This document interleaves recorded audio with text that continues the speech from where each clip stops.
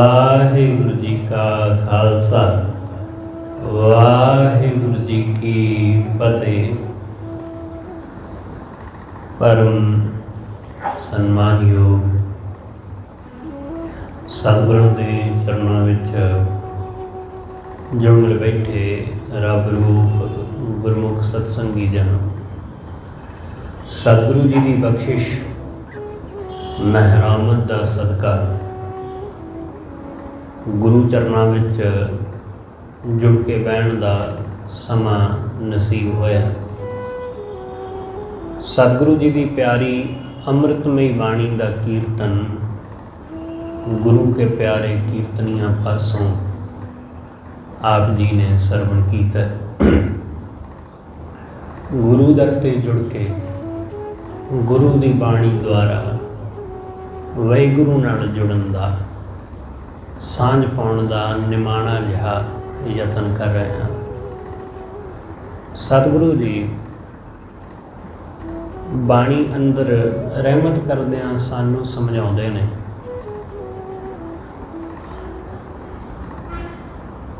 ਕਿ ਵਾਹਿਗੁਰੂ ਤੋਂ ਬਿਨਾਂ ਹੋਰ ਕੋਈ ਨਹੀਂ ਹੈ ਜਿਹੜਾ ਸਾਡੇ ਹਿਰਦੇ ਦੀ ਪੀੜਾ ਨੂੰ ਸਮਝ ਸਕੇ, ਸਾਡੇ ਹਿਰਦੇ ਦੀ ਵੇਦਨ ਨੂੰ ਜਿਹੜਾ ਜਾਣ ਸਕੇ। ਇਸ ਲਈ ਵਾਹਿਗੁਰੂ ਤੋਂ ਬਿਨਾਂ ਕਿਸੇ ਹੋਰ ਦੇ ਅੱਗੇ ਫਰਿਆਦ ਕਰਨੀ, ਕਿਸੇ ਹੋਰ ਦੇ ਅੱਗੇ ਹੱਥ ਜੋੜਨਾ, ਸਤਿਗੁਰੂ ਕਹਿੰਦੇ ਇਹ ਖੱਜਲ ਹੋਣਾ, ਇਹ ਖੁਆਰ ਹੋਣਾ ਹੀ ਹੈ। ਜਿਹੜੇ ਮਨੁੱਖ ਪਰਮੇਸ਼ਰ ਨੂੰ ਛੱਡ ਕੇ ਹੋਰ ਪਾਸੇ ਜਾ ਜੁੜਦੇ ਨੇ, ਸਤਿਗੁਰੂ ਗੁਰੂ ਨਾਨਕ ਸਾਹਿਬ ਕਹਿੰਦੇ ਨੇ ਉਹ ਡੁੱਬਦੇ ਹੀ ਡੁੱਬਦੇ ਨੇ। ਖਸਮ ਛੋੜ ਦੂਜਾ ਲੱਗੇ, ਡੁੱਬੇ ਸੇ ਬਣ ਜਾ ਰਿਹਾ। ਜਿਹੜੇ ਖਸਮ ਵਾਹਿਗੁਰੂ ਨੂੰ ਛੱਡ ਕੇ ਕਿਸੇ ਹੋਰ ਪਾਸੇ ਲੱਗ ਜਾਂਦੇ ਨੇ, ਮਾਇਆ ਵਿੱਚ ਲੱਗ ਜਾਂਦੇ ਨੇ, ਮਾਇਆ ਦੇ ਝਮੇਲਿਆਂ ਵਿੱਚ ਉਲਝ ਜਾਂਦੇ ਨੇ, ਵਾਸਨਾਵਾਂ ਵਿੱਚ ਲੱਗ ਜਾਂਦੇ ਨੇ, ਸਤਿਗੁਰੂ ਕਹਿੰਦੇ ਉਹ ਡੁੱਬਦੇ ਹੀ ਡੁੱਬਦੇ ਨੇ। ਉਹਨਾਂ ਦਾ ਬਚਣਾ ਬਹੁਤ ਔਖਾ ਹੈ। ਜਿਹੜੇ ਪਰਮੇਸ਼ਰ ਨੂੰ ਤਿਆਗ ਕੇ ਕਿਸੇ ਹੋਰ ਦੇ ਅੱਗੇ ਆਪਣੇ ਦੁੱਖ ਰੋਂਦੇ ਨੇ, ਸਤਿਗੁਰੂ ਕਹਿੰਦੇ ਉਹਨਾਂ ਦਾ ਦੁੱਖ ਕਦੇ ਕੱਟਿਆ ਹੀ ਨਹੀਂ ਜਾਂਦਾ, ਉਹਨਾਂ ਦਾ ਦੁੱਖ ਕਦੇ ਮਿਟਦਾ ਹੀ ਨਹੀਂ। ਸਤਿਗੁਰੂ ਸਮਝਾਉਂਦੇ ਨੇ ਕਿ ਜਿਸ ਬੰਦੇ ਦੇ ਅੱਗੇ ਬੰਦਾ ਬੇਨਤੀ ਕਰਦਾ, ਜਾ ਕੇ ਆਪਣਾ ਦੁੱਖ ਰੋਂਦਾ, ਉਹ ਤਾਂ ਆਪਣੇ ਦੁੱਖ ਨਾਲ ਖੁਦ ਭਰਿਆ ਹੋਇਆ, ਉਹ ਤਾਂ ਖੁਦ ਦੁਖੀ ਹੈ। ਤੁਹਾਡਾ ਦੁੱਖ ਉਹ ਕੀ ਦੂਰ ਕਰੇਗਾ? ਸਤਿਗੁਰੂ ਕਹਿੰਦੇ ਜਿਸ ਮਾਨੁਖ ਪੈ ਕਰੋ ਬੇਨੰਤੀ, ਸੋ ਆਪਣੇ ਦੁੱਖ ਭਰਿਆ। ਉਹ ਤਾਂ ਆਪਣੇ ਦੁੱਖ ਨਾਲ ਆਪ ਭਰਿਆ ਪਿਆ ਹੈ। ਇਸ ਲਈ ਉਹ ਦੁੱਖ ਦੂਰ ਕਰੇਗਾ, ਇਹ ਹੋ ਹੀ ਨਹੀਂ ਸਕਦਾ, ਕਿਉਂਕਿ ਉਹ ਮਾਇਆ ਵਿੱਚ ਖੁਦ ਗਲਤਾਨ ਹੈ, ਉਹ ਵਾਸਨਾ ਦੇ ਵਿੱਚ ਖੁਦ ਅੰਨਾ। ਉਹ ਤੁਹਾਨੂੰ ਰਾਹ ਕਿੱਥੋਂ ਵਿਖਾਏਗਾ? ਉਹ ਵਾਸਨਾ ਤੋਂ ਮੁਕਤ ਹੋਣ ਦਾ ਮਾਰਗ ਕਿਵੇਂ ਦੱਸੇਗਾ? ਕਿਉਂਕਿ ਉਹ ਖੁਦ ਮੁਕਤ ਨਹੀਂ ਹੋਇਆ ਮਾਇਆ ਦੇ ਝਮੇਲੇ ਤੋਂ। ਇਸ ਲਈ ਸਤਿਗੁਰੂ ਕਹਿੰਦੇ ਪਾਰ ਬ੍ਰਹਮ ਜਿਨ ਹਿਰਦੈ ਆਰਾਧਿਆ, ਜਿਨ੍ਹਾਂ ਨੇ ਪਾਰ ਬ੍ਰਹਮ ਨੂੰ, ਵਾਹਿਗੁਰੂ ਨੂੰ ਆਪਣੇ ਹਿਰਦੇ ਦੇ ਵਿੱਚ ਆਰਾਧਿਆ, ਉਹਨਾਂ ਨੇ ਇਸ ਭਵ ਸਾਗਰ ਨੂੰ ਪਾਰ ਕਰਿਆ। ਪਾਰ ਬ੍ਰਹਮ ਜਿਨ ਹਿਰਦੈ ਆਰਾਧਿਆ, ਤਿੰਨ ਭਵ ਸਾਗਰ ਤਰਿਆ। ਉਹਨਾਂ ਨੇ ਭਵ ਸਾਗਰ ਨੂੰ ਤਰ ਲਿਆ। ਸਤਿਗੁਰੂ ਕਹਿੰਦੇ ਗੁਰ ਹਰ ਬਿਨ ਕੋ ਨਾ ਬ੍ਰਿਥਾ ਦੁੱਖ ਕੱਟੈ। ਗੁਰੂ ਤੋਂ ਬਿਨਾਂ, ਵਾਹਿਗੁਰੂ ਤੋਂ ਬਿਨਾਂ ਕੋਈ ਨਹੀਂ ਸਾਡੇ ਦੁੱਖ ਨੂੰ ਕੱਟਦਾ। ਉਹਦੇ ਤੋਂ ਬਿਨਾਂ ਸਾਡਾ ਕੋਈ ਹੋਰ ਸਹਾਈ ਨਹੀਂ ਹੁੰਦਾ। ਇਸ ਲਈ ਜਿਹੜਾ ਬੰਦਾ ਵਾਹਿਗੁਰੂ ਨੂੰ ਛੱਡ ਕੇ ਕਿਸੇ ਹੋਰ ਦਾ ਸੇਵਕ ਹੁੰਦਾ, ਸਤਿਗੁਰੂ ਕਹਿੰਦੇ ਉਹਦਾ ਮਾਣ, ਉਹਦਾ ਮਹੱਤ ਦੁਨੀਆ ਦੇ ਵਿੱਚ ਘਟਦਾ ਹੀ ਹੈ, ਉਹਦੀ ਸੋਭਾ ਘਟਦੀ ਹੀ ਹੈ। ਹਰ ਤਜ ਅਵਰ सेवक जे होई है ते समान महत जस घट है। ਉਹਦਾ ਮਾਣ ਮਹੱਤ, ਉਹਦੀ ਸੋਭਾ, ਉਹਦੀ ਵਡਿਆਈ ਘਟਦੀ ਹੈ, ਵੱਧਦੀ ਨਹੀਂ ਜਿਹੜਾ ਵਾਹਿਗੁਰੂ ਨੂੰ ਛੱਡ ਕੇ ਕਿਸੇ ਹੋਰ ਦਾ ਸੇਵਕ ਹੋ ਜਾਂਦਾ ਹੈ। ਇਸ ਕਰਕੇ ਸਤਿਗੁਰੂ ਕਹਿੰਦੇ ਕਿਸੇ ਬੰਦੇ ਦਾ ਸੇਵਕ ਨਾ ਹੋ, ਵਾਹਿਗੁਰੂ ਦਾ ਸੇਵਕ ਹੋ, ਉਹਦੇ ਚਰਨਾਂ ਵਿੱਚ ਅਰਜ਼ ਕਰ। ਆਪਣੇ ਮਨ ਵਿੱਚ ਜੋ ਦੂਸਰਿਆਂ ਦੀ ਆਸ ਹੈ, ਜੋ ਮਾਇਆ ਦੀ ਆਸ ਹੈ, ਕਿਸੇ ਬੰਦੇ ਦੀ ਆਸ ਹੈ, ਸਤਿਗੁਰੂ ਕਹਿੰਦੇ ਉਸ ਨੂੰ ਛੱਡ, ਉਸ ਨੂੰ ਤਿਆਗ। ਕਿਉਂਕਿ ਮਾਨੁਖ ਕੀ ਟੇਕ ਬਿਰਥੀ ਸਭ ਜਾਨ। ਮਾਨੁਖ ਦੀ ਟੇਕ, ਬੰਦੇ ਦੀ ਟੇਕ ਵਿਅਰਥ ਹੈ। ਬੰਦਾ ਉਹ ਸਿਰਫ ਸਰੀਰ ਨਾਲ ਸੰਬੰਧਿਤ ਹੈ, ਇਸ ਲਈ ਉਹ ਸਰੀਰ ਦੀ ਹੀ ਮਾੜੀ ਮੋਟੀ ਹੈਲਪ ਕਰ ਸਕਦਾ ਹੈ, ਮਦਦ ਕਰ ਸਕਦਾ ਹੈ, ਬਸ ਹੋਰ ਕੁਛ ਨਹੀਂ। ਅਸੀਂ ਬਿਮਾਰ ਠਮਾਰ ਹੋ ਜਾਂਦੇ ਹਾਂ ਤਾਂ ਦੂਸਰਾ ਸਰੀਰ ਸਾਡੇ ਵਾਸਤੇ ਦਵਾਈ ਦਾ ਬੰਦੋਬਸਤ ਕਰ ਦਿੰਦਾ, ਬਸ ਸਾਡਾ ਕੋਈ ਮਾੜੀ ਮੋਟੀ ਹੋਰ ਕਿਸੇ ਤਰ੍ਹਾਂ ਦੀ ਸਹਾਇਤਾ ਕਰ ਦਿੰਦਾ। ਪਰ ਸਾਡੀ ਜਿੰਦ ਦੀ ਸਹਾਇਤਾ, ਸਾਡੀ ਰੂਹ ਦੀ ਸਹਾਇਤਾ ਕਰਨ ਵਿੱਚ ਉਹ ਵੀ ਅਸਮਰੱਥ ਹੈ, ਉਹਦੇ ਅੰਦਰ ਵੀ ਐਸੀ ਸਮਰੱਥਾ ਨਹੀਂ ਹੈ। ਇਸ ਲਈ ਸਤਿਗੁਰੂ ਕਹਿੰਦੇ ਮਾਨੁਖ ਕੀ ਟੇਕ ਬਿਰਥੀ ਸਭ ਜਾਨ। ਬੰਦੇ ਦੀ ਟੇਕ ਵਿਅਰਥ ਹੈ, ਕਿਉਂਕਿ ਦੇਵਨ ਕੋ ਇੱਕ ਹੈ ਭਗਵਾਨ। ਦੇਣ ਵਾਲਾ ਸਿਰਫ ਉਹ ਭਗਵਾਨ ਹੈ, ਉਹ ਵਾਹਿਗੁਰੂ ਹੈ। ਉਹਦੇ ਕੋਲੋਂ ਲਿਆ ਤੇ ਉਹਦੇ ਦਾਤ ਦਿੱਤਿਆਂ ਬੰਦਾ ਰੱਜ ਜਾਂਦਾ ਹੈ। ਜਿਸ ਕਾ ਦੀਆ ਰਹੇ ਅਗਾਏ, ਜਿਹਦੇ ਦਾਤ ਦੇਣ ਨਾਲ ਅਗਾਏ ਮਤਲਬ ਰੱਜ ਗਏ। ਜਿਹਨੇ ਦਾਤ ਦਿੱਤੀ ਤੇ ਸਾਡੇ ਅੰਦਰ ਤ੍ਰਿਪਤੀ ਆ ਗਈ, ਮਾਇਆ ਦੀ ਭੁੱਖ ਮਿਟ ਗਈ, ਤ੍ਰਿਸ਼ਨਾ ਮਿਟ ਗਈ, ਤੇ ਬੋਹਰ ਨਾ ਤ੍ਰਿਸ਼ਨਾ ਲੱਗ ਗਿਆ ਹੈ। ਦੁਬਾਰਾ ਫਿਰ ਤ੍ਰਿਸ਼ਨਾ ਨਹੀਂ ਲੱਗਦੀ, ਦੁਬਾਰਾ ਫਿਰ ਮਾਇਆ ਦੇ ਮਗਰ ਦੌੜਨਾ ਨਹੀਂ ਪੈਂਦਾ।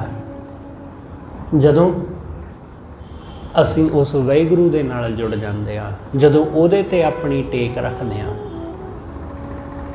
ਇਸ ਕਰਕੇ ਸਤਿਗੁਰੂ ਕਹਿੰਦੇ ਮਾਇਆ ਦੀਆਂ ਟੇਕਾਂ ਛੱਡ, ਕੰਮ ਧੰਦਿਆਂ ਦੀਆਂ ਜੋ ਟੇਕਾਂ ਨੇ ਇਹ ਸਿਰਫ ਸਰੀਰ ਨਾਲ ਸੰਬੰਧਿਤ ਨੇ, ਇਸ ਲਈ ਇਹਨਾਂ ਨੂੰ ਸਰੀਰ ਨਾਲ ਹੀ ਸੰਬੰਧਿਤ ਰਹਿਣ ਦੇ। ਮਨ ਨਾਲ ਸੰਬੰਧਿਤ, ਆਤਮਾ ਨਾਲ ਸੰਬੰਧਿਤ ਸਿਰਫ ਪ੍ਰਮਾਤਮਾ ਦੀ ਟੇਕ ਹੈ। ਉਹੀ ਸਾਡੀ ਰੂਹ ਦੀ ਖੁਰਾਕ ਬਣਦਾ ਹੈ। ਉਹਦੇ ਤੋਂ ਬਿਨਾਂ ਸਾਡੇ ਜੀਵਨ ਵਿੱਚ ਕਿਤੇ ਕੋਈ ਟਿਕਾ ਹੈ ਹੀ ਨਹੀਂ। ਅਸੀਂ ਸਭ ਕੁਝ ਹਾਸਲ ਕਰਕੇ ਵੀ ਖਾਲੀ ਦੇ ਖਾਲੀ ਰਹਿੰਦੇ ਹਾਂ। ਇੰਜ ਲੱਗਦਾ ਕਿ ਜਿਵੇਂ ਕੁਛ ਹੈ ਹੀ ਨਹੀਂ, ਜਿਵੇਂ ਕੁਛ ਹਾਸਲ ਹੋਇਆ ਹੀ ਨਹੀਂ। ਇਸ ਕਰਕੇ ਸਤਿਗੁਰੂ ਕਹਿੰਦੇ ਉਸ ਵਾਹਿਗੁਰੂ ਨਾਲ ਜੁੜ, ਉਸ ਪਰਮੇਸ਼ਰ ਨਾਲ। ਜਦੋਂ ਉਹਦੇ ਨਾਲ ਜੁੜ ਜਾਂਦੇ ਆ ਤਦੋਂ ਸਾਡਾ ਹੋਰ ਪਾਸੇ ਤੱਕਣਾ ਮਿਟ ਜਾਂਦਾ ਹੈ। ਅੱਜ ਦੇ ਇਸ ਪਾਵਨ ਬਚਨ ਅੰਦਰ ਗੁਰੂ ਅਰਜਨ ਦੇਵ ਮਹਾਰਾਜ ਰਹਿਮਤ ਕਰਕੇ ਸਾਨੂੰ ਇਹੀ ਮੱਤ ਦਿੰਦੇ ਨੇ। ਸਤਿਗੁਰੂ ਕਹਿੰਦੇ ਜਦੋਂ ਗੁਰੂ ਨੇ ਕਿਰਪਾ ਕਰਕੇ ਮੈਨੂੰ ਵਾਹਿਗੁਰੂ ਨਾਲ ਮੇਲ ਦਿੱਤਾ, ਜਦੋਂ ਗੁਰੂ ਨੇ ਮੇਰੇ ਤੇ ਦਇਆ ਕੀਤੀ, ਤਦੋਂ ਗੁਰੂ ਦੀ ਦਇਆ ਤੋਂ ਬਿਨਾਂ ਗੱਲ ਬਣਦੀ ਨਹੀਂ। ਉਹਦੀ ਦਇਆ ਹੋਵੇਗੀ ਤਾਂ ਅਸੀਂ ਉਹਦੇ ਨਾਲ ਮਿਲ ਜਾਂਦੇ ਹਾਂ, ਸਾਡੀ ਉਹਦੇ ਨਾਲ ਸਾਂਝ ਪੈ ਜਾਂਦੀ ਜਦੋਂ ਗੁਰੂ ਦੀ ਦਇਆ ਹੁੰਦੀ ਹੈ। ਗੁਰੂ ਸਾਡੇ ਤੇ ਦਇਆ ਕਰਦਾ ਹੈ। ਖਿਆਲ ਰੱਖਣਾ ਕਿ ਦਇਆ ਕਦੋਂ ਹੁੰਦੀ ਹੈ। ਤੁਸੀਂ ਕਿਸੇ ਦੇ ਉੱਤੇ ਦਇਆ ਕਦੋਂ ਕਰਦੇ ਹੋ? ਤੁਹਾਨੂੰ ਕਦੋਂ ਕਿਸੇ ਦੇ ਉੱਤੇ ਤਰਸ ਆਉਂਦਾ? ਜਦੋਂ ਤੁਸੀਂ ਜਾਣਦੇ ਹੋਵੋਗੇ ਕਿ ਬਹੁਤ ਦੀਨਹੀਨ ਹੈ ਵਿਚਾਰਾ। ਜਦੋਂ ਅਸੀਂ ਦੇਖਦੇ ਹਾਂ ਕਿ ਇਹਦਾ ਕੀ ਹੈ, ਇਹਦਾ ਕੋਈ ਆਸਰਾ ਨਹੀਂ ਹੈ, ਇਹਦੇ ਕੋਲ ਕੁਝ ਵੀ ਨਹੀਂ ਹੈ, ਜਦੋਂ ਇਸ ਤਰ੍ਹਾਂ ਦੀ ਅਸੀਂ ਕਿਸੇ ਦੀ ਹਾਲਤ ਦੇਖਦੇ ਹਾਂ ਨਾ, ਤਾਂ ਸਾਡੇ ਮਨ ਅੰਦਰ ਦਇਆ ਪੈਦਾ ਹੁੰਦੀ ਹੈ। ਕਿਉਂਕਿ ਇਹਦਾ ਕੋਈ ਆਸਰਾ ਨਹੀਂ, ਇਹਦਾ ਕੋਈ ਸਹਾਰਾ ਨਹੀਂ। ਬਿਲਕੁਲ ਐਸਾ ਹੀ ਜਾਣੋ ਜਦੋਂ ਸਾਡਾ ਕੋਈ ਸਹਾਰਾ ਨਾ ਹੋਵੇ, ਜਦੋਂ ਸਾਨੂੰ ਕਿਸੇ ਚੀਜ਼ ਦਾ ਆਸਰਾ ਨਾ ਹੋਵੇ, ਨਾ ਮਾਇਆ ਦਾ, ਨਾ ਚੀਜ਼ਾਂ ਦਾ, ਨਾ ਦੌਲਤ ਦਾ, ਨਾ ਸ਼ੌਹਰਤ ਦਾ, ਨਾ ਰੁਤਬਿਆਂ ਦਾ, ਨਾ ਘਰ-ਬਾਰ ਦਾ, ਨਾ ਜ਼ਮੀਨਾਂ ਦਾ, ਨਾ किसी शरीर का, ना किसी भैन भाई का, ना किसी भी चीज़ का, किसी भी मनुख का, किसी का भी कोई आसरा नहीं। जदों साडे कोल असीं इस तरह जदों निआसरे हो जाते हैं सब पासियां तो, फिर वो दया करता है। जे साडे मन अंदर जरा जिहा भी कोई आसरा है, जरा जिहा भी सानू कोई भरोसा है कि हाँ वो मेरा मददगार बनेगा, ख्याल रखना भावें मामूली जी ये विचार होवे मन विच, तां भी असीं गुरु की दया दे पात्र नहीं बनते। वो साडे ते दया करदा ही उदों है जदों साडा सारे पासों संबंध टुट जांदा है, साडे मन का, शरीर का नहीं, मन का। शरीर का संबंध तो सिर्फ उदों टुटेगा जदों मौत आएगी। जदों साडा मन का संबंध टुट जाता है माया नालों, संसार नालों, जदों मन नूं किसे दा आसरा ना रहे, मन निआसरा हो जाए, तदों गुरु की दया दे असीं पात्र बनते हैं। फिर तदों गुरु किरपा करदा है, रहमत करदा है। हुण मन विच कोई भरम नहीं रहा, क्योंकि जदों मन विच भरम हुंदा है तां मन नूं ये लगदा रहिंदा है कि कोई ना कोई मेरा है, कोई ना कोई है मेरी मदद करेगा, मेरा भाई, मेरी भैन, मेरा पति जां मेरी पत्नी जां मेरा बच्चा जां मेरी माँ जां बाप जां मेरा कोई मित्र, मेरे कोल नौकरी है, मेरे कोल उच्चा रुतबा है, ये मेरे कोल पैसे हैगे ने, मेरे कोल ज़मीन हैगी है, मेरे कोल कनेडा अमरीका का वीज़ा हैगा। जदों तक भी सानू किसी भी किस्म का कोई आसरा हुंदा है उदों तक असीं खाली रह जांदे आ। कुछ भी होवे, जदों असीं बिल्कुल निआसरे हो गए, सब चीज़ां तो मुक्त हो गए, जदों ये भरम निकल गया कि मेरा कुछ है, साडा इत्थे कुछ भी नहीं है, सब तो वड्डा भरम सतगुरु कहंदे बंदे नूं यही है कि मेरा कुछ है। साडा इत्थे है कि साडा इत्थे कुछ भी नहीं, क्योंकि जिहो जे असीं इस दुनिया विच आउंदे हां वैसे ही असीं इस दुनिया तो चले जांदे हां। ना कुछ लैके आए ना कुछ लैके गए। हाँ, इस दुनिया ते आके असीं बहुत कुछ हासिल कीता। इस दुनिया ते आउंदे ही माँ बाप मिल गए, इस दुनिया ते आउंदे ही भैन भाई मिल गए, इस दुनिया ते आउंदे ही चीज़ां मिल गईयां। जिमें जिमें वड्डे हुंदे आ विद्या मिलती है, एजुकेशन मिलती है, जिमें जिमें वड्डे हुंदे आ दुनियादारी की समझ आउंदी जांदी है, समझ भी संसार तो ही आउंदी है। होर वड्डे हुंदे आ काम धंधियां दा पता चलदा है, थोड़े होर वड्डे हुंदे आ वासनावां दा, विकारां दा, रूप रंग दा पता चलदा है, थोड़े होर वड्डे हुंदे आ रुतबियां अहुदियां दा, माया दा, दौलत शौहरत दा पता लगदा है। जिमें जिमें असीं अगे वधदे जांदे आ हौली हौली फिर चीज़ां नूं समझ के चीज़ां इकट्ठियां करन लगदे आ, घर बार बनाउण लगदे आ, परिवार बारे बच्चों बारे सोचण लगदे आ, सारा कुछ कर करा के सारा कुछ इत्थे छड्ड के फिर इत्थों तुर जांदे आ। इसलिए जैसे आउंदे आ वैसे ही चले जांदे आ। जीवन विच जो भी हासिल कीता हुंदा है वो इत्थे ही रह जांदा है, पर भरम पिया रहिंदा है इस गल दा, भरम पिया रहिंदा है इस गल दा कि ये सारा कुछ मेरा है, मैं हासिल कीता है। बस इस भरम विच ही मर जांदे आ, मेरा जां मैं। बस आ दो ही गल्लां ने साडे कोल, मेरा मैं ते मेरे तो इलावा साडे कोल होर कुछ है भी नहीं है। सतगुरु कहंदे ये भरम जदों गया, जदों ये भरम मिटिया, जदों सानू ये दिस पैंदा है कि ये तो कुछ भी नहीं, ये तो मिट्टी है, जिन्हां चीज़ां दे मगर मैं कमला होया फिरदा ये तो एवें ही ने, मामूली ने, ये तो माया दा भरम है। दिसदा है कि सुख है पर हासिल नहीं हुंदा, दिसदा है कि बहुत आनंद है पर मिलदा नहीं, सिर्फ दिखाई दिंदा है ते देख के लगदा कि है। जिमें हुण गर्मी दे दिन ने ना, ਤੁਸੀਂ ਜਾਓ ਆਪਣੀ ਗੱਡੀ ਤੇ, ਬਾਈਕ ਤੇ ਜਾਂ ਪੈਦਲ, ਦੁਪਹਿਰ ਨੂੰ ਤੁਹਾਨੂੰ ਸੜਕ ਦੇ ਉੱਤੇ ਦੂਰ ਪਾਣੀ ਦਿਸਦਾ ਹੈ ਪਰ ਹੁੰਦਾ ਥੋੜੀ ਹੈ। ਤੇ ਦੇਖਣ ਵਾਲਾ ਬੰਦਾ ਦੂਸਰੇ ਨੂੰ ਕਹਿ ਸਕਦਾ ਹੈ, ਦੂਸਰੇ ਨਾਲ ਲੜ ਸਕਦਾ ਹੈ ਕਿ ਉਹ ਦੇਖੋ ਸਾਹਮਣੇ ਨਜ਼ਰ ਆਉਂਦਾ ਪਾਣੀ, ਝਗੜਾ ਕਰ ਸਕਦਾ ਹੈ, ਆਪਣੀ ਗੱਡੀ ਵਿੱਚ ਬੈਠਾ ਆਪਣੀ ਘਰ ਵਾਲੀ ਨਾਲ, ਆਪਣੇ ਬੱਚੇ ਨਾਲ, ਆਪਣੇ ਭੈਣ ਭਾਈ ਨਾਲ ਲੜ ਸਕਦਾ ਕਿ ਉਹ ਪਾਣੀ ਨਜ਼ਰ ਆਉਂਦਾ ਸਾਹਮਣੇ, ਤੇ ਤੂੰ ਕਿਵੇਂ ਕਹਿੰਦਾ ਕਿ ਹੈ ਨਹੀਂ। ਬਿਲਕੁਲ ਐਸਾ ਹੀ ਮਾਇਆ ਦੀ ਖਾਤਰ ਲੋਕ ਇਸੇ ਤਰ੍ਹਾਂ ਹੀ ਲੜਦੇ ਨੇ, ਇਸੇ ਤਰ੍ਹਾਂ ਝਗੜਦੇ ਨੇ ਕਿ ਦੇਖ ਮਾਇਆ ਵਿੱਚ ਸੁੱਖ ਹੈ, ਫਲਾਣੀ ਚੀਜ਼ ਮਿਲੇਗੀ, ਬਹੁਤ ਸੁੱਖ ਮਿਲੇਗਾ। ਸਿਰਫ ਨਜ਼ਰ ਆਉਂਦਾ ਹੈ ਪਰ ਹੈ ਨਹੀਂ। ਇਹੀ ਭਰਮ ਹੈ। ਇਸ ਭਰਮ ਵਿੱਚੋਂ ਨਿਕਲਣਾ ਬਹੁਤ ਔਖਾ ਹੁੰਦਾ ਹੈ, ਇਸ ਭਰਮ ਵਿੱਚੋਂ। ਤੇ ਜਦੋਂ ਇਹ ਭਰਮ ਨਿਕਲਦਾ ਸਾਡੇ ਮਨ ਵਿੱਚੋਂ ਮਾਇਆ ਦਾ, ਤਦੋਂ ਗੁਰੂ ਸਾਡੇ ਤੇ ਦਇਆ ਕਰਦਾ। ਜਦੋਂ ਭਰਮ ਗਿਆ, ਕਿਉਂਕਿ ਇਹ ਵੀ ਇੱਕ ਭਰਮ ਹੀ ਸੀ ਕਿ ਮਾਇਆ ਦੀ ਟੇਕ ਹੈ ਮੈਨੂੰ, ਮੇਰੇ ਕੋਲ ਪੈਸਾ ਬਹੁਤ ਹੈ, ਮੈਨੂੰ ਆਪਣੇ ਭੈਣਾਂ ਭਾਈਆਂ ਦਾ ਬਹੁਤ ਆਸਰਾ ਹੈ, ਇਹ ਵੀ ਇੱਕ ਭਰਮ ਹੀ ਸੀ। ਇਹ ਵੀ ਭਰਮ ਨਿਕਲ ਜਾਂਦਾ ਕਿ ਮੇਰਾ ਭਾਈ, ਮੇਰਾ ਜਵਾਈ ਜਾਂ ਮੇਰਾ ਕੋਈ ਚਾਚਾ ਤਾਇਆ ਜਾਂ ਚਾਚੇ ਤਾਏ ਦਾ ਪੁੱਤ ਉਹ ਬਹੁਤ ਵੱਡਾ ਅਫਸਰ ਲੱਗਾ, ਇਹ ਵੀ ਇੱਕ ਭਰਮ ਹੀ ਹੁੰਦਾ।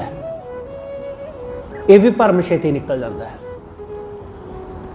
ਸਤਿਗੁਰੂ ਕਹਿੰਦੇ ਜਦੋਂ ਕੋਈ ਕਿਸੇ ਦਾ ਸਹਾਈ ਨਹੀਂ ਹੁੰਦਾ ਤਦੋਂ ਇਹ ਭਰਮ ਭੁਲੇਖੇ ਵੀ ਨਿਕਲ ਜਾਂਦੇ ਨੇ। ਇਸ ਲਈ ਭਰਮ ਗਿਆ, ਜਦੋਂ ਅਸੀਂ ਬਿਲਕੁਲ ਨਿਆਸਰੇ ਹੋ ਗਏ ਤਦੋਂ ਉਹਦੀ ਦਇਆ ਹੋਈ। ਸਤਿਗੁਰੂ ਕਹਿੰਦੇ ਭਰਮ ਗਿਆ ਗੁਰ ਫਿਰ ਸੰਗ ਮੇਰੀ।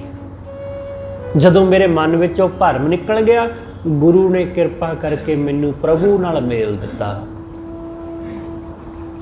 ਮੈਨੂੰ ਪਰਮੇਸ਼ਰ ਨਾਲ ਜੋੜ ਦਿੱਤਾ, ਮੇਰੇ ਪਤੀ ਨਾਲ ਸਾਂਝ ਪਈ ਮੇਰੀ। ਫਿਰ ਜਦੋਂ ਤੱਕ ਮੈਂ ਭਰਮ ਵਿੱਚ ਫਿਰਦੀ ਸਾਂ ਤਦੋਂ ਤੱਕ ਮੈਂ ਖੱਜਲ ਹੋ ਰਹੀ ਸਾਂ, ਕਿਉਂਕਿ ਮੈਂ ਕੁਛ ਹੋਰ ਨੂੰ ਕੁਛ ਹੋਰ ਸਮਝੀ ਜਾਂਦੀ ਸੀ। ਮੈਂ ਸੱਚ ਨੂੰ ਝੂਠ ਤੇ ਝੂਠ ਨੂੰ ਸੱਚ ਜਾਣੀ ਬੈਠੀ ਸਾਂ, ਇਸ ਕਰਕੇ ਖੱਜਲ ਹੋ ਰਹੀ ਸੀ। ਉਹਨੇ ਮੇਰੇ ਮਨ ਚੋਂ ਭਰਮ ਕੱਢ ਦਿੱਤਾ ਤੇ ਮੈਨੂੰ ਮੇਲ ਲਿਆ ਆਪਣੇ ਚਰਨਾਂ ਨਾਲ। ਚੁੱਕਾ ਨਿਹੋਰਾ ਸਖੀ ਸਹੇਰੀ। ਸਤਿਗੁਰੂ ਕਹਿੰਦੇ ਹੇ ਸਖੀ, ਹੇ ਮੇਰੀ ਸਹੇਲੀ, ਮੇਰੇ ਮਨ ਦਾ ਨਿਹੋਰਾ ਚੁੱਕਿਆ ਗਿਆ। ਨਿਹੋਰਾ ਹੋਰ ਵੱਲ ਤੱਕਣਾ, ਕਿਸੇ ਹੋਰ ਦੀ ਆਸ, ਕਿਸੇ ਹੋਰ ਵੱਲ, ਕਿ ਹੋਰ ਜੋ ਮਨ ਵਿੱਚ ਹੋਰ ਸੀ ਉਹ ਮਿਟ ਗਿਆ। ਹੁਣ ਮਨ ਵਿੱਚ ਕੋਈ ਉਲਾਹਨਾ ਨਹੀਂ, ਮਨ ਵਿੱਚ ਕੋਈ ਹੁਣ ਗਿਲਾ ਨਹੀਂ ਕਿਸੇ ਦੇ ਪ੍ਰਤੀ। ਪ੍ਰੋਫੈਸਰ ਸਾਹਿਬ ਸਿੰਘ ਨੇ ਇਹਦਾ ਅਰਥ, ਨਿਹੋਰਾ ਦਾ ਅਰਥ ਉਲਾਮਾ ਕੀਤਾ ਕਿ ਹੁਣ ਕੋਈ ਉਲਾਮਾ ਨਹੀਂ, ਹੁਣ ਕੋਈ ਗਿਲਾ ਸ਼ਿਕਵਾ ਨਹੀਂ, ਮਿਟ ਗਿਆ ਸਭ। ਕਿਉਂਕਿ ਕਿਸੇ ਨੂੰ ਕੀ ਉਲਾਮਾ ਦੇਣਾ ਕਿ ਕਿਸੇ ਨੇ ਮੇਰੀ ਮਦਦ ਨਹੀਂ ਕੀਤੀ ਜਾਂ ਕੋਈ ਮੇਰਾ ਸਹਾਈ ਨਹੀਂ ਹੋਇਆ, ਕਿਸੇ ਨੂੰ ਕੀ ਕਹਿਣਾ, ਕਿਉਂਕਿ ਅਸੀਂ ਹੀ ਝੂਠੀਆਂ ਆਸਾਂ ਲਾ ਕੇ ਬੈਠੇ ਸੀ। ਹੁਣ ਕੋਈ ਨਹੀਂ, ਹੁਣ ਮੈਂ ਤੱਕਦਾ ਹੀ ਨਹੀਂ ਹੋਰ ਪਾਸੇ, ਹੁਣ ਮੈਂ ਮਾਇਆ ਦਾ ਆਸਰਾ ਲੈਂਦਾ ਹੀ ਨਹੀਂ, ਇਸ ਲਈ ਮਿਟ ਗਿਆ ਹੁਣ ਨਿਹੋਰਾ। ਜਦੋਂ ਤੋਂ ਗੁਰੂ ਨੇ ਮੇਰੇ ਮਨ ਦਾ ਭਰਮ ਮਿਟਾਇਆ, ਜਦੋਂ ਤੋਂ ਗੁਰੂ ਨੇ ਮੇਰੇ ਮਨ ਦੇ ਵਿੱਚੋਂ ਮਾਇਆ ਦੇ ਭਰਮ ਖਤਮ ਕਰ ਦਿੱਤੇ, ਹੁਣ ਉਦੋਂ ਤੋਂ ਮੈਂ ਹੋਰ ਪਾਸੇ ਨਹੀਂ ਤੱਕਦਾ। ਹੁਣ ਹੋਰ ਪਾਸੇ ਤੱਕਣ ਦੀ ਲੋੜ ਵੀ ਨਹੀਂ ਰਹੀ। ਹੁਣ ਸਤਿਗੁਰੂ ਸਮਝਾਉਂਦੇ ਦੁੱਖ ਘਣੋ, ਬਹੁਤ ਦੁੱਖ ਹੁੰਦਾ। ਕਦੋਂ? ਜਬ ਹੋਤੇ ਦੂਰ, ਜਦੋਂ ਅਸੀਂ ਵਾਹਿਗੁਰੂ ਤੋਂ ਦੂਰ ਹੁੰਦੇ ਹਾਂ।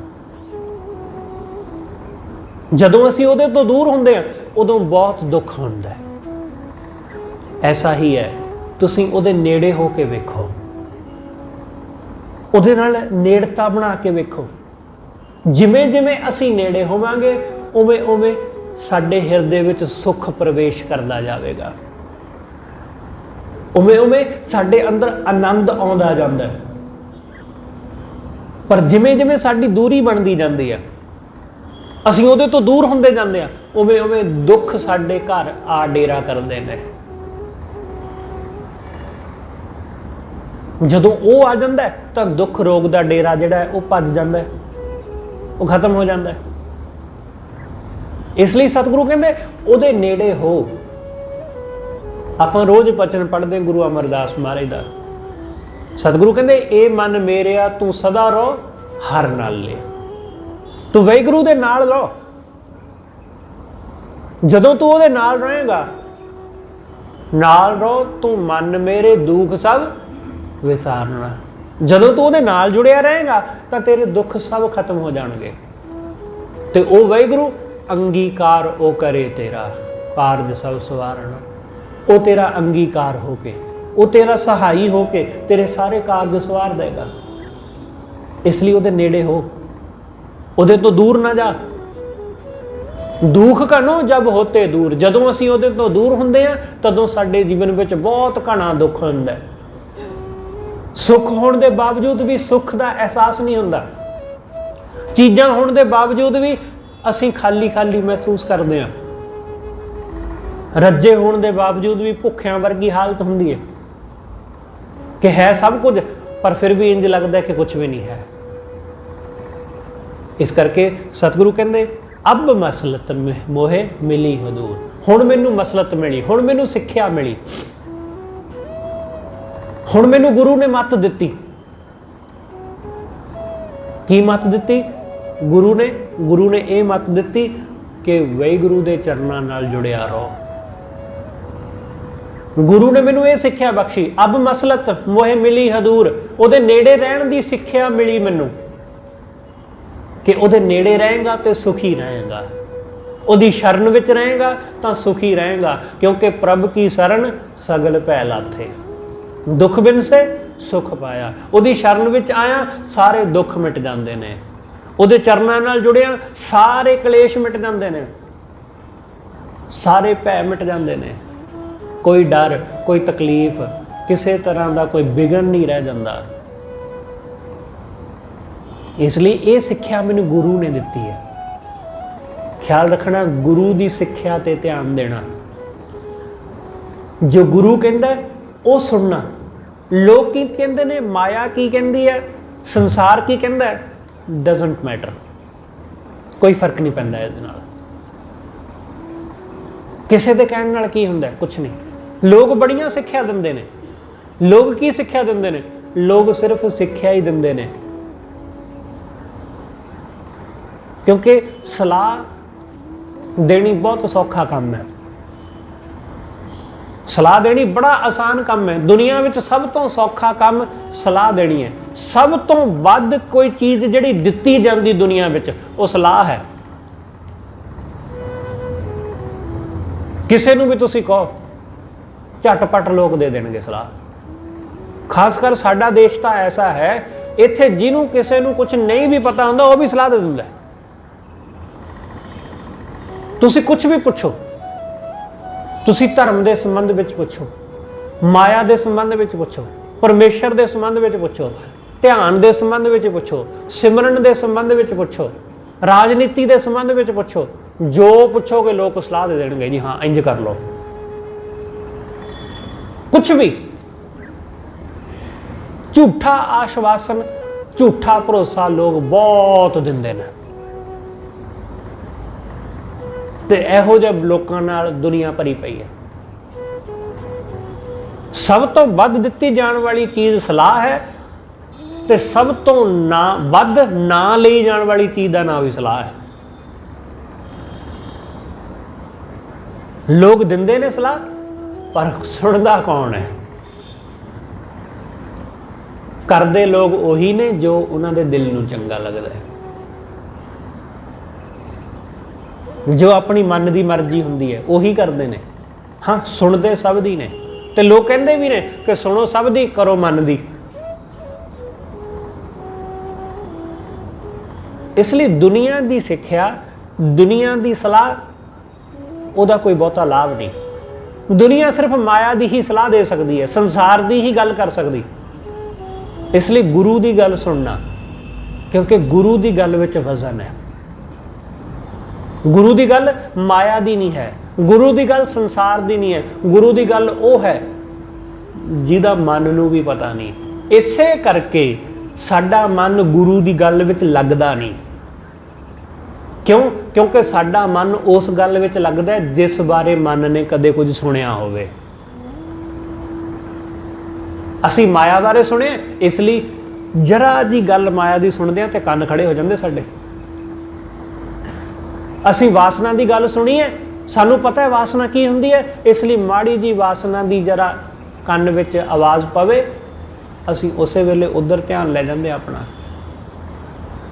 पर वाहिगुरू दे बारे असी सुनिया की है? कुछ भी तो नहीं। सानू उहदे बारे पता की है? कुछ भी ना नहीं। इस करके साडा मन उधर नहीं जाता। इस करके सतगुरु कहते गुरु की गल सुनना, गुरु की गल वखरी है संसार नालों। गुरु की गल संसार नालों नवीं है, जिहड़ी पहला कदे सुनी नहीं गई बंदे वल्लों। इसलिए गुरु की सिक्ख्या सुनांगे तो असीं उहदे नेड़े हो जावांगे।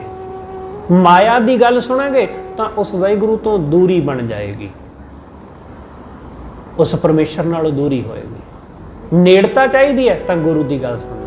अब मसलत मोहे मिली हदूर, हुण गुरु की सिक्ख्या मिली मैनू, तो उस सिक्ख्या नाल मैं उहदे नेड़े होया। ते जदों नेड़े होया चुक्का निहोरा सखी सहेरी। सतगुरु कहते हे मेरी सखी, हे मेरी सहेली, हुण मेरे मन का निहोरा चुक्या गया। हुण नहीं मैं होर पासे तकदा, हुण मैं होर पासे देखदा ही नहीं। हुण मैनू होर पासे देखण की जरूरत भी नहीं रही, क्योंकि जे वाहिगुरू नाल जुड़ के भी होर पासे ही देखना है तो फिर उहदे नाल जुड़न का लाभ की होया? जे उहदे नाल जुड़ के होर पासे ही तकते रहे तो फिर उस नाल जुड़न का की फायदा होया? अपना घर मिल गया, चाहे जैसा कैसा भी है, पर अपने घर दे विचों भी असी दूसरियां दे घर नूं ही तकते रहे तो फिर अपने घर का लाभ की होया?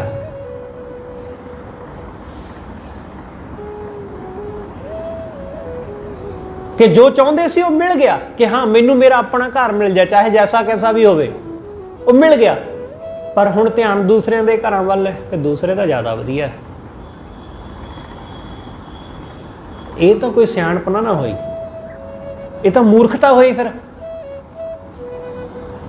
सतगुरु कहते वाहिगुरू नाल जुड़ के, गुरु नाल जुड़ के भी जे ध्यान माया वल नूं ही जा रहा है तो फिर गुरु नाल जुड़न का लाभ की होया? तो गुरु के दर ते आउण दा फायदा की, जे इत्थे आके भी मन होर पासे नूं ही जा रहा है।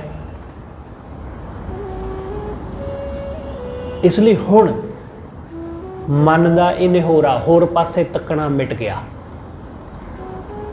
हुण नहीं मन तकदा होर पासे, हुण जिथे है उत्थे टिक गया। हुण अपने घर विच ही टिक गया, हुण दूसरिਆਂ ਦੇ घर वाल झाकदा ही नहीं। हुण अपनी रोटी वाल ही देखदा है, दूसरिਆਂ ਦੀ थाली वाल नहीं देखदा कि दूसरे की थाली विच किहो ਜਿਹੇ पकवान ने।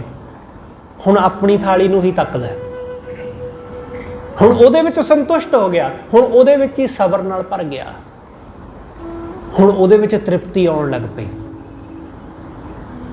भरम गया गुर पिर संग मेरी, गुरु ने मेरे मन विचों भरम कढ़ दिता ते वाहिगुरू दे नाल जोड़ दिती।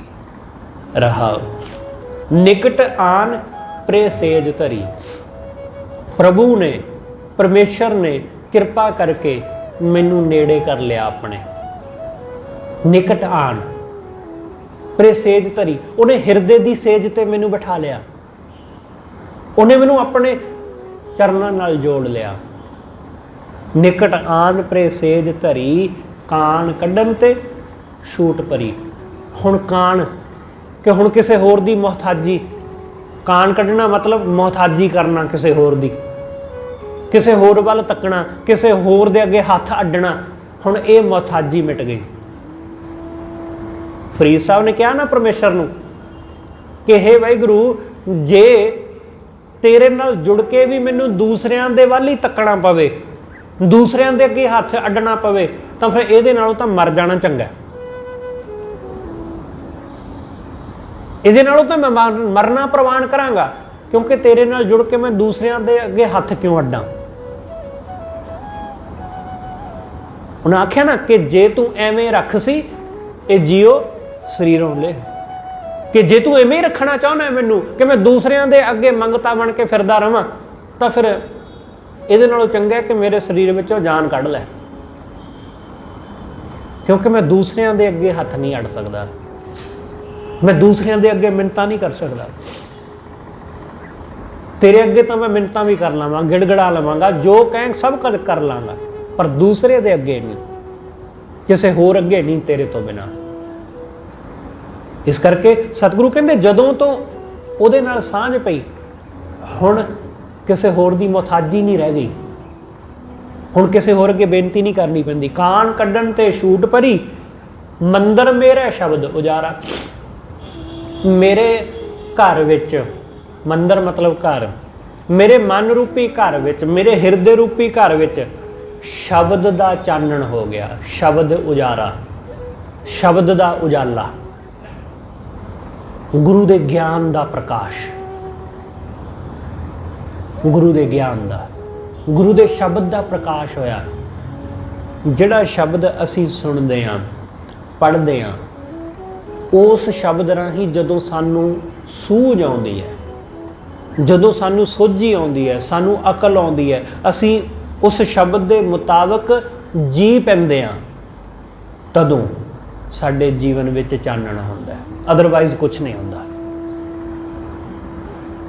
ਜੇ ਸ਼ਬਦ ਨੂੰ ਪੜ੍ਹ ਕੇ ਛੱਡ ਦਿੱਤਾ ਫਿਰ ਕੁਛ ਨਹੀਂ ਹੁੰਦਾ।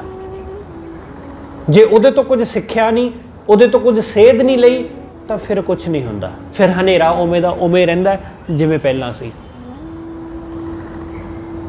ਜਦੋਂ ਅਸੀਂ ਗੁਰੂ ਦੀ ਸਿੱਖਿਆ ਤੇ ਚੱਲ ਪੈਂਦੇ ਹਾਂ, ਗੁਰੂ ਦੇ ਸ਼ਬਦ ਨੂੰ ਆਪਣੇ ਹਿਰਦੇ ਵਿੱਚ ਵਸਾ ਲੈਂਦੇ ਹਾਂ, ਜੋ ਸ਼ਬਦ ਵਿੱਚ ਕਿਹਾ ਗਿਆ ਹੁੰਦਾ ਉਹ ਸਾਡੇ ਅਨੁਭਵ ਦਾ ਹਿੱਸਾ ਹੋ ਜਾਂਦਾ ਹੈ, ਤਦੋਂ ਸਾਡੇ ਜੀਵਨ ਵਿੱਚ ਚਾਨਣ ਹੁੰਦਾ ਹੈ। ਸਤਿਗੁਰੂ ਕਹਿੰਦੇ ਮੰਦਰ ਮੇਰਾ ਸ਼ਬਦ ਉਜਾਰਾ, ਸ਼ਬਦ ਦਾ ਉਜਾਲਾ ਹੋ ਗਿਆ, ਚਾਨਣ। ਇਹੀ ਪ੍ਰਕਾਸ਼ ਚਾਹੀਦਾ। ਬਾਹਰਲੇ ਪ੍ਰਕਾਸ਼ ਉਹ ਤਾਂ ਸਿਰਫ ਬਾਹਰ ਤੱਕ ਹੀ ਸੀਮਤ ਨੇ, ਬਾਹਰ ਤੱਕ।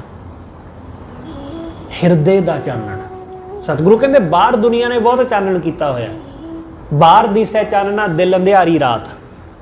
ਬਾਹਰ ਬਹੁਤ ਰੌਸ਼ਨੀ ਹੈ, ਬਾਹਰ ਬਹੁਤ ਚਾਨਣ ਹੈ, ਪਰ ਦਿਲ ਵਿੱਚ ਹਨੇਰਾ, ਕਾਲੀ ਬੋੜੀ ਰਾਤ ਹੈ ਦਿਲ ਦੇ ਵਿੱਚ। ਉਸ ਰਾਤ ਨੂੰ ਖਤਮ ਕਰਨ ਲਈ ਗੁਰੂ ਦੇ ਸ਼ਬਦ ਦਾ ਚਾਨਣ ਚਾਹੀਦਾ ਹੈ।